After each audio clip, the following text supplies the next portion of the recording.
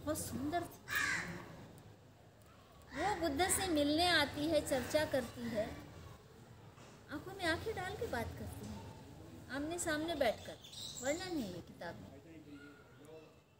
भोजन का निमंत्रण देने आती है तो बुद्ध उसके भोजन का निमंत्रण स्वीकार करते हैं। और बाद में वज्जी लोग आते हैं कि उसका निमंत्रण कैंसिल कर दो, हमारा निमंत्रण स्वीकार करो। बुद्ध बोलते नहीं, मैंने आम्रपाली को हाँ कर दिया है, अब मैं उसी के यहाँ भोजन लेने जाऊंगा। इतने न्यायप्रिय, मैंने पहले जिसको हाँ बोला, चाहे वो स्त्री हो, चाहे वो गणिका हो, चाहे वो नित्यांगना हो, फर्क नहीं पड़ता। ये बुद्ध का स्वभाव था, चरित्र था। हाँ, स्वभाव चरित्र, उज्ज्वल चरित्र हम जिसे कहते हैं कि स्त्रियों के संपर्क में आने से भी उनके चरित्र पर दाग नहीं लग सकता। वो इतने शुद्ध चित्त थे, व्यवहार में उनके दिखता था। वो मानव देखते थे, मानव के रूप में देखते थे। वो मानव के रूप में देखते थे। सुजाता से संपर्क आया था, सुजाता ने खीर खिलाई थी, उसको भी सबसे पहले अपना धम्म बताया था। रानी मल्लिका उनकी बहुत अच्छी उपासिका थी। महा उपासिका विशाखा का नाम आता है। वो हमेशा बुद्ध से मिलती थी, उनसे बातचीत करती थी। और इतनी सैकड़ों हजारों जो भिक्खुनियाँ बनी थी, इनको भी वो हमेशा उपदेश देते थे। श्रावस्ती ऐसा स्थान है जहाँ पर उन्होंने सबसे अधिक उपदेश भिक्खुनियों को दिए, क्योंकि भिक्खुनियों ने उनसे ये कहा था कि आपको सबसे ज़्यादा श्रावस्ती में आकर हमें उपदेश देना है। ज़्यादातर वर्षावास उनके वहाँ पर बीते हैं। जीवनधारी भिक्खुनियाँ, लेकिन स्त्री थी ना शरीर से। बुद्ध ने कभी भी उनसे परहेज नहीं किया।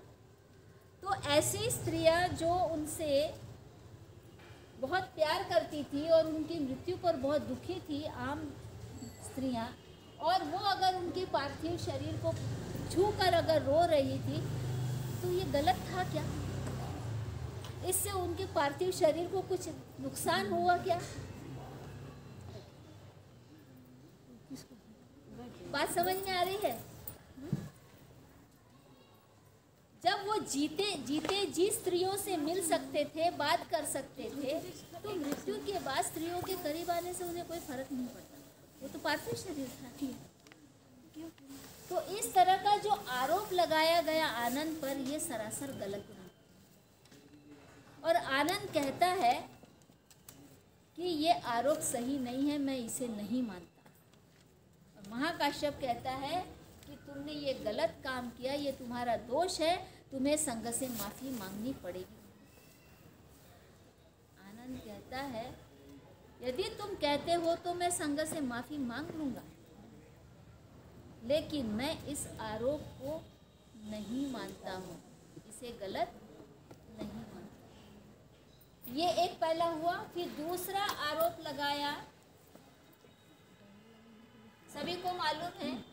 वो कहते हैं कि आनंद, तूने स्त्रियों को भिक्खुनी बनने के लिए बुद्ध के पास सिफारिश क्यों, प्रोत्साहित क्यों किया? क्या कहते हैं इसको शॉर्ट में कैसे लिखूं बनते जी? भिक्खुनी संघ का निर्माण में साथ दिया। भिक्खुनी संघ के निर्माण में साथ, भिक्खुनियों की सिफारिश क्यों की? सिफारिश ही किया ना। हाँ।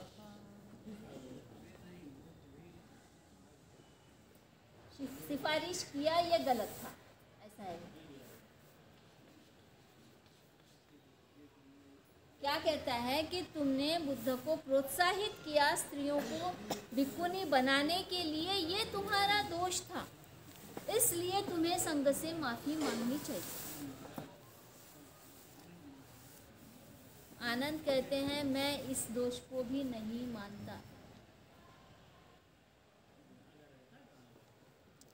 बुद्ध पहले से ही भिक्खुनी संघ बनाना चाहते थे।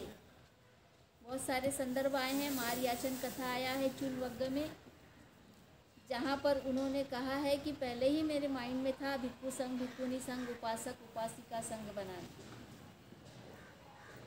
यहाँ तो बुद्ध ये भी कहते हैं आनंद के उत्तर देते हुए कि मैं बिल्कुल भी स्त्रियों के साथ में भेदभाव नहीं करता हूँ, मैं उनको कम नहीं समझता हूँ, पुरुषों से उनको निम्न नहीं समझता हूँ। वो भी बुद्धिमान है, वो भी धम्म की शिक्षा ले सकती है, वो भी निर्वाण को प्राप्त कर सकती है। मैं बिल्कुल भी उनको कम नहीं समझता हूँ। तो बुद्ध क्लियर है अपने बारे में, खुद के बारे में क्लियर थे, लेकिन वो ना बोलने का कारण ये बताते हैं कि कुछ व्यवहारिक अड़चनें हैं। व्यवहारिक अड़चनें तो आती है, स्त्री पुरुष अगर इकट्ठा रहते हैं तो उनके इकट्ठा रहने पर कुछ दिक्कतें आ सकती हैं, क्योंकि यहाँ पर ब्रह्मचर्य का पालन करना होता है ना। अगर ब्रह्मचर्य का पालन नहीं करते हैं तो शिक्षा लेने में दिक्कत आती है, माइंड डाइवर्ट होता है ना, अपने रास्ते से भटक सकते हैं। इसलिए कुछ व्यवहारिक अड़चनों के कारण मैं ना बोल रहा हूँ। ये किसे बोला था उन्होंने? महाप्रजापति को, और आनंद को भी यही समझाया। तो यहाँ पर ये इस तरह का आरोप लगाना भी गलत था। बुद्ध इतने नादान नहीं थे या नासमझ नहीं थे कि उनकी इच्छा नहीं थी और आनंद बोलेगा तो फिर आनंद के कहने पर वो स्त्रियों को हाँ बोलेंगे, ऐसा हो सकता है? वो तो सम्यक संबोधि थे, सर्वोच्च ज्ञानी थे, चीज़ों को सही तरीके से देखने का उनके पास सम्यक दृष्टिकोण था। वो जानते थे कि स्त्रियों को भी इस चीज़ की ज़रूरत है। बस संवाद के माध्यम से वो बातें और क्लियर हो गई है कि स्त्रियां यदि भिक्षुनी बनते हैं तो उनकी शिक्षा की व्यवस्था कैसी होगी, उनके रहने की व्यवस्था कैसी होगी, उनकी भोजन की व्यवस्था कैसी होगी। समाज में जो लोगों की मानसिकता उनके खिलाफ है, स्त्रियों के खिलाफ है, स्त्रियों को देखने का जो नज़रिया है, उसका सामना हम कैसे करेंगे? ये तो स्त्री भिक्षुनी बने ना बने हमारे सामने अभी भी ये प्रश्न है। 2600 साल पहले भी ये प्रश्न थे और आज भी है। मैं चीवरधारी हूँ तो मुझे ही खतरा है ऐसा नहीं, आप चीवर में नहीं है फिर भी है, क्योंकि समाज में ऐसे गलत मानसिकता के लोग जगह जगह हमको मिलते रहते हैं। वो ये नहीं देखते कि आप किस वस्त्र में हैं, आपकी उम्र क्या है, ये नहीं देखते। उनकी बुद्धि में जो शैतानी बातें आती है वो कर गुजरते हैं। ये तब भी था, आज भी, और शायद आगे भी रहे। हर तरह के लोग रहते हैं, अच्छे और बुरे दोनों तरह के रहते हैं, है ना। तो ये रीज़न ही नहीं हो सकता कि इसकी वजह से वो पूरी तरह से नकार दे स्त्रियों। आज तो घर में भी बस स्त्रियों के साथ हादसे होते हैं, बाहर निकलने पर ही होते हैं, ऐसा नहीं है। स्त्रियां घर में भी सुरक्षित नहीं है, क्योंकि हमारे घर में अपने ही कई बार हमारे साथ दुर्व्यवहार कर लेते हैं। कितनी तो भी छोटी छोटी बच्चियों के साथ में हम देखते हैं, किसी चाचा ने किया, मामा ने किया, किसी के पिता ने किया, किसी के भाई ने किया, वो कहीं भी सुरक्षित नहीं है। इसका मतलब हम उसको ताले में बंद कर दे ऐसा नहीं है, उसको पैदा करना बंद कर दे ऐसा भी नहीं है। तो उपाय यह है कि उसको सक्षम बनाएं। सामना करने के लिए उसे सक्षम बनाना ज़रूरी है। जब भी ऐसी बातें हो, मुसीबत आए, तो वो खुद लड़ सके उससे। तो शिक्षा ये सबसे बड़ा साधन है हमारा किसी भी समस्या से लड़ने के लिए। तो बुद्ध को समझता था कि स्त्रियों को इसकी ज़रूरत है, ताकि वो मजबूत बने, अपने जीवन को अपने तरीके से, सही तरीके से, योग्य तरीके से चला सके, दुनिया का सामना कर सके। तो यहाँ पर आनंद को दोष देना ये सरासर गलत हो जाता है कि तुमने क्यों बुद्ध के पास इनकी सिफारिश की। आनंद कहता है मैं इस दोष को भी नहीं मानता, मैं नहीं मानता इस दोष को। मैं संघों को माफ़ी मांग लूँगा, लेकिन मैं नहीं समझता कि मैंने कोई गलत काम किया। इस तरह से ये दूसरे आरोप को भी वो खारिज करता है। फिर तीसरा आरोप लगता है, महाकश्यप कहते हैं कि आनंद, तुमने बुद्ध के चीवर को सिलते समय पैर में क्यों दबाया?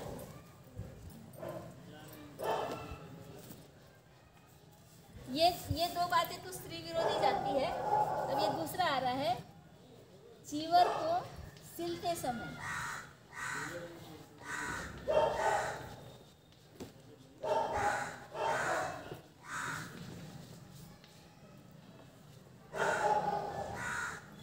हमारी महिलाओं को तो अच्छे से मालूम है, कपड़े सिलते हैं, सिलते समय पैर में दबाना पड़ता है कि नहीं दबाना पड़ता है ना। अभी तो तरह तरह की एडवांस मशीनें आ गई है, लेकिन पहले जो हमारी महिलाएं कपड़े सिलती थी, गोधड़ी सिलती थी, तो भी पैर में आ जाता है, पैर में आता ही है कपड़ा, कितने एडवांस भी हो। तो ये आरोप सही लग रहा है? चीवर के बारे में हमारी बड़ी भ्रांतियां हैं, बहुत भ्रांतियां हैं। लोग हमको कहते हैं, बनते जी हम आपको नहीं, आपके चीवर को वंदन करते हैं। हम बोलते ठीक है, हम चीवर निकाल के कुर्सी पे रख देते हैं, आप चीवर को वंदन करते रहो। हम हट जाते हैं बीच में से, हम क्यों तुम्हारे और चीवर के बीच में आए। चीवर को कुर्सी पे रख देते हैं, वंदन कर लीजिए। ये चीवर तन ढकने के लिए है, जैसे आपके वस्त्र है वैसे ये है। अब बुद्ध ने एक जगह बताया है चीवर के उपयोग क्या क्या है। चीवर सबसे पहले पहनने ओढ़ने के काम आता है, उसके बाद में वो पुराना हो जाए, फट जाए तो सिल सिल के भी पहनना है। उस समय ऐसा था, अभी तो उपासक इतने चीवर देते कि हम लोग नए नए चीवर पहनते रहते, फटे पुराने नहीं पहनते। लेकिन फट जाए तो क्या करना है, पुराना हो जाए तो क्या करना है, तो बताया है कि उसको फिर पोछा करने के लिए बनाया जाए। ज़्यादा जीर्ण हो जाए, फट जाए तो उसके टुकड़े किए जाए, उससे पोछा किया जाए, उसका पायदान बनाया जाए। हाँ, उसके कई यूज़ है। ये अगर पुराना हो जाए, पहनने लायक नहीं है, तो उसका पायदान बनाया जा सकता है, उसका कवर बनाया जा सकता है, उसका पोछा तो गंदा ही हो जाता है ना। चीवर का पोछा, पायदान और पोछा, तो उसमें तो पैर लग रहे हैं, ये लिखा हुआ है। अब आपकी भ्रांति दूर हो सकती है जो बोलते हैं कि हम चीवर को वंदन करते हैं। नहीं, ये चीवर के कई यूज़ बताए हैं। वो उससे भी खराब हो जाए, पोछा लगाने के भी लायक ना रहे, तो क्या करना है, गारा बना। पहले गारा बनाते थे ना, घरों में मिट्टी लिपते थे, मिट्टी का गारा बनाते थे, उसमें डाला जाए उसकी चिंदिया, वो गारे में डाल के फिर उससे दीवार को लिपा जाए। बताई करते हैं ना। अभी तो सीमेंट का यूज हो रहा है। हाँ। अब मिट्टी के घर का है, लेकिन पुराने समय में करते थे, पोताई करते थे, है ना। तो चीवर के इतने सारे उपयोग बताए गए हैं। अब इसमें तो पैर तो लग रहा है, गंदगी भी लग रही है। गारा बनाते समय तो उसके ऊपर हाँ, पैर से ही उसको मथते हैं। तो ये कितना इलॉजिकल अतार्किक आरोप है। इसका क्या मतलब है कि महाकाश्यप जी को ये मालूम नहीं था चीवर के उपयोग बुद्धा ने क्या क्या बताया, ये भी नहीं मालूम था। होता है ना, मालूम नहीं था तब तो ऐसा आरोप लगाया। तो यहाँ पर भी आनंद कहते हैं कि ये आरोप मैं नहीं मानता, ये कोई दोष नहीं है, माफी मांग लूंगा, लेकिन मैं नहीं मानता कि ये मेरा दोष है। अब दिख रहा है कि किसकी बुद्धि कैसी है, बुद्धि का आकलन हो रहा है, किसकी सोच कैसी है, किसकी बुद्धि कैसी है। अरहत की बात हो रही है। जो अरहत है उसको नहीं मालूम है कि चीवर को पैर में दबाकर ही सिला जाता है, चीवर का पायदान बनाया जाता है, उसका पोछा बनाया जा सकता है, उसका गारा बनाया जा सकता है, तो ये भी खारिज हो जाता है। और ऐसे ही छोटे मोटे आरोप लगाए हैं। एक तो ये है, महत्वपूर्ण बता रही हूँ। आनंद बोलते हैं कि जब बुद्ध का परिनिर्वाण हो रहा था, उस समय उन्होंने कहा था कि जो छोटे मोटे नियम हैं, आने वाले समय में यदि वो ज़रूरी नहीं लगते हैं, अप्रासंगिक हो जाते हैं, तो उसको तुम रद्द कर देना।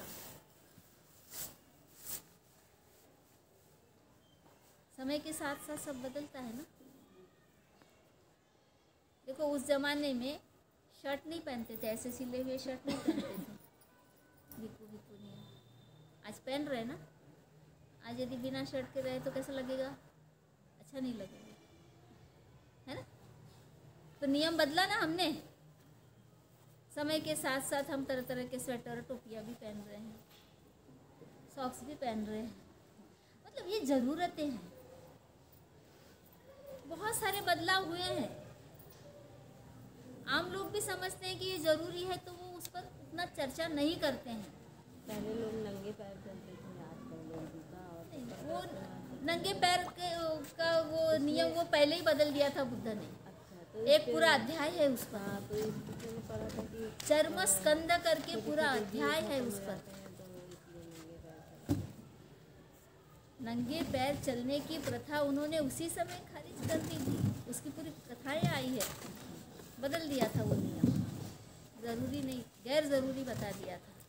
जैसे उन्हें लगा कि तन की सुरक्षा के लिए कपड़ा ज़रूरी है, वैसे पैरों की सुरक्षा के लिए चप्पल ज़रूरी है। इसीलिए इतना बड़ा अध्याय ही लिखा हुआ है विनय पिटक में, चर्म स्कंद। हाँ, नहीं यही जानकारी करना चाहते थे। लोग पढ़ते नहीं हैं और बहस करते हैं, या अपने मन में जजमेंट दे देते हैं कि नहीं ये चप्पल पहन रहे तो ये सही नहीं है। ऐसा नहीं, सोचना पड़ता है उसका। अब यहाँ हम बात कर रहे हैं नियमों को बदलने की।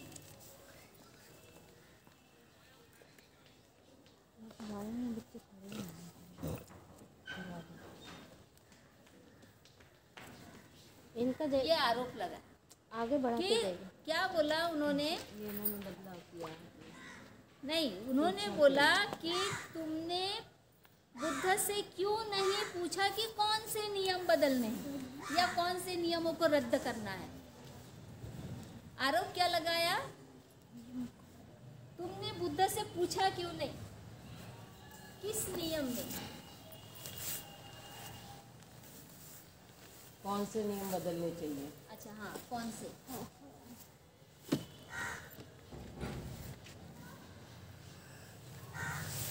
कौन से नियम बदले,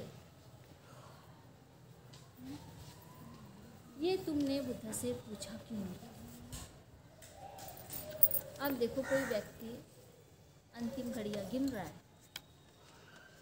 ऐसे में आखिरी में वो अपने कुछ वाक्य बोल रहे हैं जो ज़रूरी बातें लग रही है, ऊपरी सांसों में बोल रहे हैं कि वे जो नियम तुमको समय के अनुसार रद्द करना पड़ेगा, रद्द कर देना, बदलाव कर देना। ऐसे में आगे वाले को ये सूझेगा क्या वो बोले कि कौन कौन से नियम? वो तो जब हम प्रैक्टिकली काम करते हैं तब समझ में आता है कि क्या ज़रूरी है और क्या ज़रूरी नहीं है ना। पहले से कैसे? बुद्ध को यदि पता होता कि आने वाले समय में कौन से गैर ज़रूरी हो जाएंगे तो शायद बता भी देते, लेकिन आने वाला समय कैसा होगा ये उनको नहीं मालूम था। परिस्थितियाँ कैसे बदलने वाली है ये उनको भी पता नहीं था। और आनंद क्यों पूछेगा ऐसे समय में, उनके अंतिम समय में, कि ये भी बता दो। एक समझदार व्यक्ति उसकी जिद नहीं करेगा, वो तो समय ही बताता है कि क्या ज़रूरी है क्या नहीं है। अब ये महाकाश्यप जी बोल रहे हैं कि तुमने बुद्ध से नहीं पूछा कि कौन से नियम हमें रद्द करने हैं, ये तुम्हारा बहुत बड़ा अपराध है, बहुत बड़ा दोष है, इसके लिए तुम्हें माफ़ी मांगनी चाहिए। तो यहाँ पर भी गलत आरोप हो गया। हम कहते हैं कि महाकाश्यप जी अरहत थे, ज्ञानी थे, तो उनको क्यों नहीं समझ में आया कि कौन से नियम ज़रूरी है और कौन से नहीं है। जब संगायन में प्रस्ताव रखा गया, इस बात पर चर्चा की गई कि किन नियमों को हटाएं और किन नियमों को रखें, तो किसी का भी एक मत नहीं है। बहुत सारे नियम हैं जिसे पाराजिक कहते हैं। पाराजिक में भिक्खुनियों के 8 नियम है, भिक्खुओं के 4 नियम हैं। संघादिशेष है, 13 प्रकार के नियम हैं।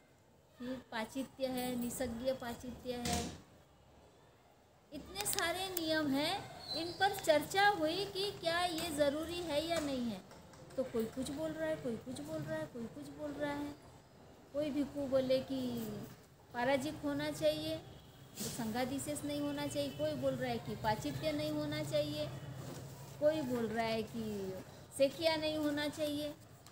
किसी का भी एक मत नहीं बना और आखिर में तंग आकर उन्होंने कहा कि हम किसी भी नियम को रद्द नहीं करेंगे, जैसे हैं वैसे ही रहेंगे। और इसके पीछे कारण ये बताया गया कि लोग क्या कहेंगे। यदि हमने किसी नियम को रद्द कर दिया तो लोग क्या कहेंगे कि बुद्ध के जाते ही इन्होंने नियमों को रद्द कर दिया।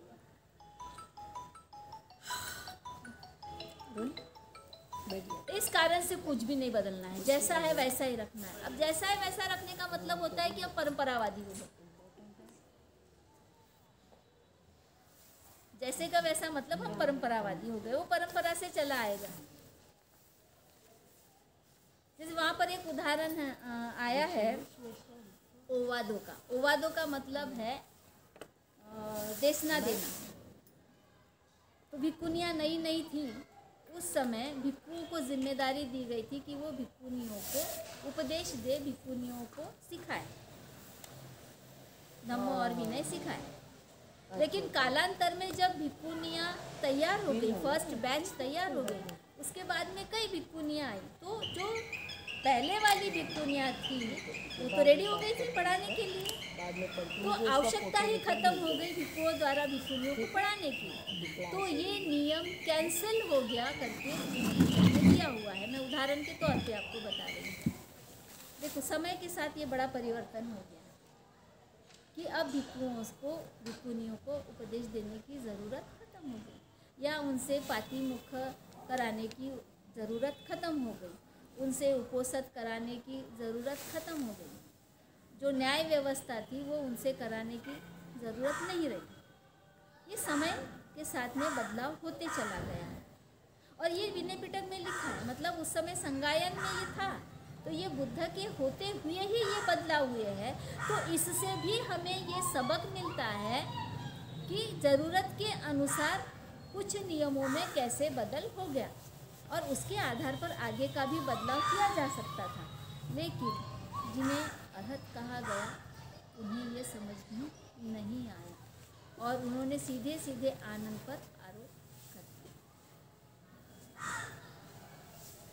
अब बताओ, पहली संगीति में जो तैयार हुआ है पूरा धम्म का संगायन जो हुआ, धम्म पिटक, ये सुत्त पिटक, विनय पिटक, अब ये कितने विश्वसनीय हैं हम सोच सकते हैं। अगली दूसरी संगीति में भी ऐसा प्रसंग आया। पांचवा नियम बताओ। अरे हाँ, पांचवा अच्छा, एक मिनट। बुद्ध के पापी से द्वितीय मूर्ति सिफारिश जीवत से। हाँ, उन्होंने कहा कि मैं 3 महीने के बाद में परिनिर्वाण हो रहा है, तो तुमने रोका क्यों नहीं? हाँ, यस यस।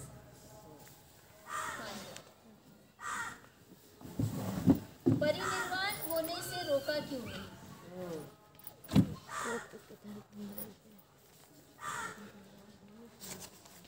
यानी उन्होंने घोषणा कर दी ना, आप रोकते तो बुद्ध रुक जाते। इस तरह का कहा है। सच में ये मुझे याद नहीं आ रहा था। ये एक आरोप किया गया कि बुद्ध ने जब घोषणा की मृत्यु से 3 महीने पहले कि मैं 3 महीने बाद मृत्यु को स्वीकार करने वाला हूँ, तो तुम चाहते तो रोक सकते थे, क्योंकि उन्हीं के पास में ये बात बोली गई थी वैशाली में। तो एक चमत्कारिक दिखाने की कोशिश कि बुद्ध रुक सकते थे। तो दिग्ग निकाय में इसके बारे में बहुत विस्तार से लिखा हुआ है, महावग्ग में भी लिखा हुआ है कि किस तरह से उससे पहले भी एक बार बुद्ध बीमार हुए थे, बहुत बीमार हो गए थे और उनको बीमार देखकर आनंद बहुत विचलित हो गए थे, बहुत परेशान हो गए थे, क्योंकि वो प्यार करते थे उनसे। हमेशा साथ में रहने वालों से प्यार हो ही जाता है ना। तो बहुत परेशान हो गए थे और जब वो ठीक हो गए तो आनंद ने अपने भाव व्यक्त किए। बोले जब तुम बीमार थे तो मेरे को कुछ सूझ ही नहीं रहा था, चारों दिशाएं नहीं सूझ रही थी। इस तरह से वो बोल रहे हैं बुद्ध को कि मुझे चारों दिशाएं नहीं सूझ रही थी, कुछ सूझ नहीं रहा था, मैं इतना दुखी और परेशान हो गया था, कुछ समझ में नहीं आ रहा था कि क्या करे और क्या नहीं। एक भय मन में बैठ गया था कि बुद्ध को कुछ हो गया तो, बुद्ध चले गए तो, मृत्यु हो गई तो इस तरह के जब वो बात करते हैं तो उस समय बुद्ध क्या जवाब देते हैं आनंद को, ये बड़ा इम्पोर्टेंट है। वो कहते हैं कि आनंद, इस समय मैं 80 वर्ष का हो चुका हूँ। उस समय अवस्था क्या थी? 80 वर्ष की आयु। 80 वर्ष का हो चुका हूँ और जो पुराना कचड़ा होता है, कचड़ा यानी गाड़ी जो होती है, टूटी फूटी सी गाड़ी होती है ना, वो कैसे जैसे तैसे खटर खटर करके चलती है। अभी इस तरह की गाड़ियाँ हमको नहीं दिखती है, उस समय में होती थी। तो वो किस तरह से बड़ी मुश्किल से चल पाती है। मैं इतना बूढ़ा हो गया हूँ कि अपने शरीर को जैसे तैसे संभाले हुए कैसे तो भी मैं चल पा रहा हूँ। क्यों तुम मुझसे इतनी आसक्ति रखते हो कि मैं और जीऊँ? और मैंने तो कहा है कि सब कुछ अनित्य है, सारे संस्कार अनित्य है, जन्म है तो मृत्यु है, तो एक दिन तो मेरा भी होना है। मैं कुछ इंसान अलग तो नहीं हूँ, जैसे बाकी इंसानों का होता है, वो भी मरते हैं, तो एक दिन मेरा भी मरना ही है। तुम इतना आसक्त मत हो, अपने आप को मजबूत करो। मैंने जो सिखाया लोगों को, मैं उसके खिलाफ में कैसे जा सकता हूँ? मैंने खुद लोगों को बोला है कि मृत्यु सच है। आदमी बूढ़ा होता है, आदमी बीमार होता है और एक दिन मर जाता है। ये तो मैंने ही लोगों को बताया। सब परिवर्तनशील है, सब अनित्य है, और मैं अपनी ही बात से कैसे उल्टा वो काम करूं? तो तुम्हें अपने आप को मजबूत करना होगा, इन चीज़ों को, इस सच्चाई को समझना होगा। तो ये जो बात आई है, इसके बाद में दूसरी बात इसमें मिलाई गई है। अब ये बुद्ध का वचन हो गया, समझा रहे हैं, अनित्यता समझा रहे हैं। और उसी के बाद में दूसरी बात कैसे उसमें घुसेड़ दी गई है, मिलाई गई है कि बुद्ध बोलते हैं कि मैं जब वो बीमार था या बोल रहा था तो तुमने मुझे एक भी बार विनंती नहीं की कि रुक जाओ, अभी मृत्यु को स्वीकार मत करो।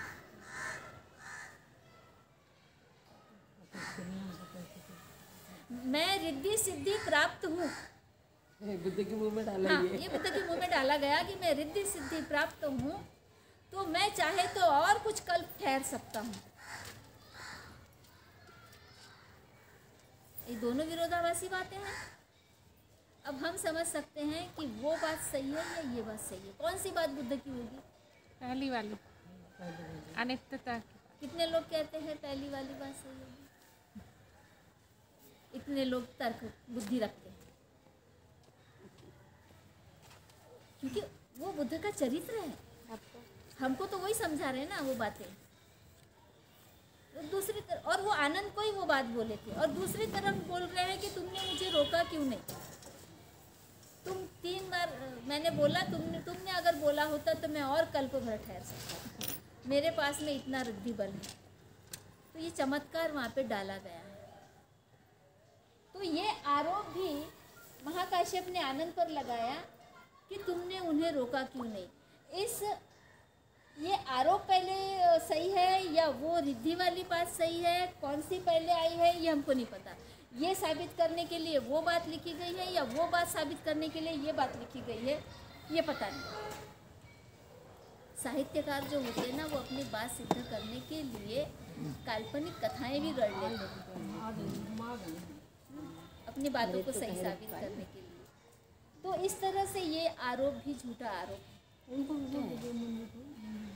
बुद्ध खुद ही अपनी मर्जी के मालिक थे। वो किसी के कहने पे न रुकते न किसी के कहने पे मरते, अपनी मर्जी के मालिक थे। वो कभी किसी के सामने झुके नहीं। जो सच है उसी को उन्होंने स्वीकार किया। कई बार उनके जीवन में ऐसे परिस्थितियाँ आई निर्णय लेने की, तो उन्होंने हमेशा सत्य और न्याय का साथ दिया। तो ये किसी को साबित करने के लिए कि मैं कितना चमत्कारी हूँ, ये बात तो वो करेंगे नहीं।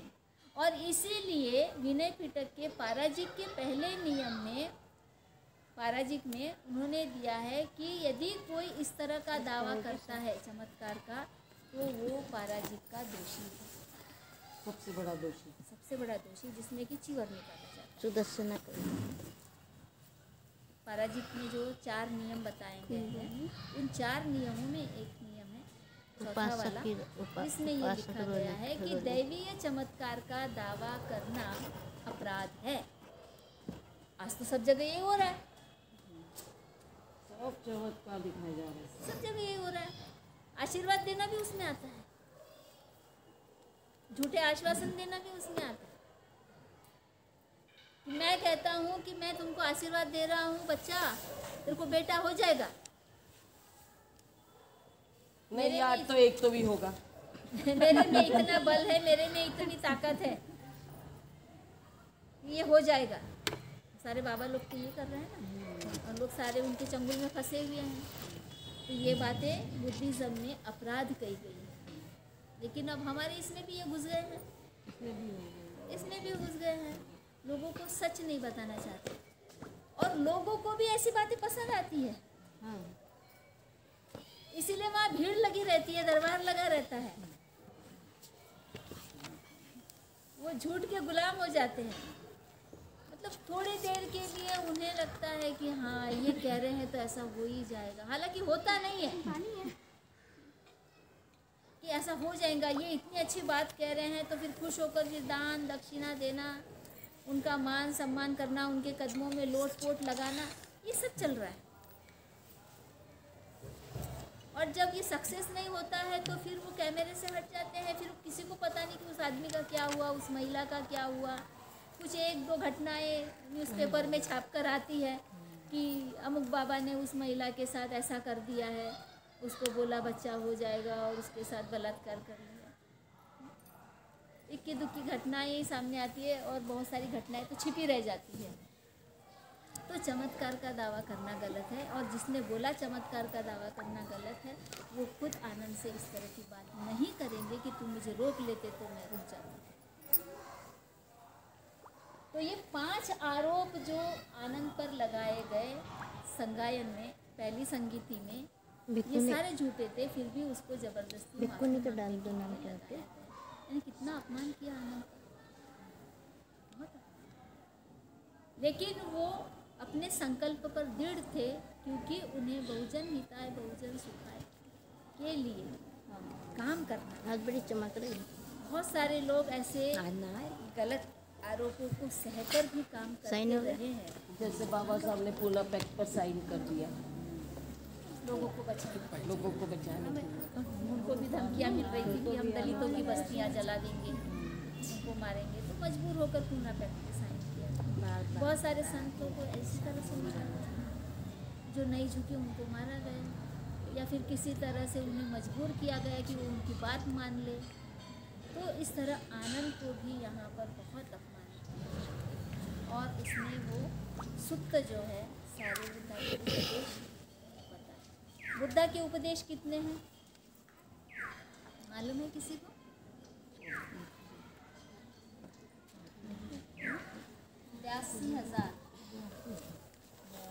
82,000 उपदेश। अच्छा हो गया भंते जी कि हमको पता चला कि उपदेश 82,000 है, नहीं तो लोग तो 84 में अटके हुए हैं। 84 योनि, 84 ये, 84 वो, सब इसमें अटके हुए हैं।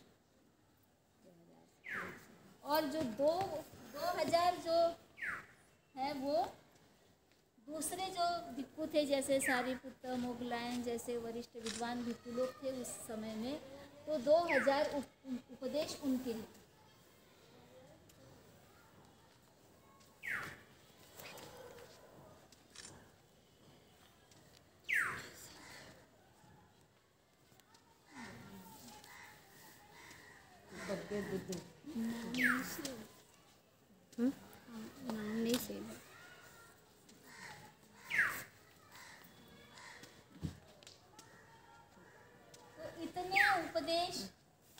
82 और 2 84 हो जाते हैं।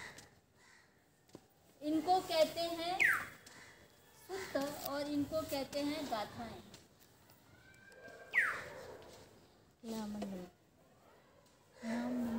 गाथाएं जो गा गा कर बोली जाती है उसे गाथाएं कहते हैं। उपदेश गाए नहीं जाते, उपदेश दिया जाता है, बोला जाता है, संवाद किया जाता है। और गाथाएं गाई जाती है। ये की गाथा है। हाँ गाथाएं, ये दोनों मिलकर 84,000 जो बुद्ध ने नहीं कहा वो गाथा और जो बुद्ध ने कहा वो उपदेश। मतलब उन्होंने फर्क उपदेश समझ में दिए। आया? हमारे लिए ये इम्पोर्टेंट है क्योंकि ये इनके व्यक्तिगत विचार और सोच है, इसलिए इसमें सही भी हो सकता है, गलत भी हो सकता है, लेकिन इसमें कुछ गलत नहीं हो सकता। फिर भी लिखने वालों ने अगर उसमें भी मिलावट कर दी है क्यों, तो हमें चिकित्सक दृष्टि से उसे पढ़ना और समझना पड़ेगा। अब क्या कर रहे हैं लोग? बेटा बहुत उपदेशों को अच्छे भी गा बच्चे रहे हो हैं। ना, कहना मानते हैं। गाने का शौक। उपदेशों को भी गा रहे हैं। नमो तस्स भगवतो अरहतो, ये त्रिशरण पंचशील, ये संकल्प है। संकल्प यानी प्रतिज्ञा। लेकिन हम लोग क्या बोल रहे हैं? लव उसको गाते हैं, उसको वंदना बोलते तुम्हें ससु माँ का कहना ना, हैं। बाकी तो वंदना है, प्रतिज्ञा है। हम बोल रहे हैं कि मैं चोरी नहीं करूँगा, ये वंदना नहीं, ये प्रतिज्ञा। मैं अपने आप से कह रहा हूँ, अपने आप से एक संकल्प ले रहा हूँ। मैं झूठ नहीं बोलूँगा, मैं नशा नहीं करूँगा, है ना, मैं व्यभिचार नहीं करूँगा, मैं हिंसा नहीं करूँगा। ये सब प्रतिज्ञा है अपने आप से। जैसे बाबा साहब ने 22 प्रतिज्ञाएं की। मुझे क्या करना है और मुझे क्या नहीं करना है, ये मुझे संकल्प लेना है, उसको बोल रहे हैं वंदना। और बाकी के जो भिक्षुओं ने गाथाएं लिखी है जिसमें बुद्धा की स्तुति की गई है, जैसे बुद्ध वंदना, धम्म वंदना, संघ वंदना, इसमें क्या है? बुद्ध के गुणों की स्तुति, धम्म के गुणों की स्तुति, संघ के गुणों की स्तुति। तो जब आदमी किसी से प्रभावित हो जाता है तो उसकी स्तुति करता है, बराबर? प्रभावित होने पर स्तुति करेगा ना कि ये बड़ा अच्छा है, ये बड़ा अच्छा है, इसमें ये बात है, इसमें ये बात है। तो इसी तरह के उसमें वर्णन आएंगे, वंदना, धम्म वंदना, संघ वंदना बोलते हैं। तो ये भिक्षुओं द्वारा स्तुति की गई है जो हम लोग बोल रहे हैं। लेकिन असली बात जो आती है वो इसमें आती है कि बुद्ध हमें क्या देना चाह रहे हैं, हमें क्या सिखाना चाह रहे हैं। ये सारा संगायन में जो आया है वो संगायन के ही उपदेश है जो हमारे दिग्ग निकाय में आए हैं, सुत्त पिटक में आया है, मध्यम निकाय में, संयुक्त निकाय में, बुद्ध निकाय में है। लेकिन वो 400 साल बाद लिखने की वजह से उसमें बहुत सारी मिलावट आती है, बहुत सारे बदलाव भी हैं। जैसे कि कल भंते जी ने सिखाया था, महामंगल सुत्त के बारे में बताया था। जहाँ सुत्त शब्द आया समझ जाओ वो उपदेश है ना। तो वहाँ पर सुत्त को सूत्र कर दिया और महिला के गले में सूत्र डाल दिया और उसको बोल दिया मंगलसूत्र। ये परिवर्तन है और ये अज्ञानतावश है। अज्ञानता के कारण उस शब्द का ऐसा अपभ्रंश हो गया और उसका अर्थ भी बदल गया। और बुद्ध उसमें क्या बता रहे हैं कि मनुष्य का मंगल क्या करने से होगा, क्या करेंगे तो मंगल होगा, क्या नहीं करेंगे तो मंगल होगा।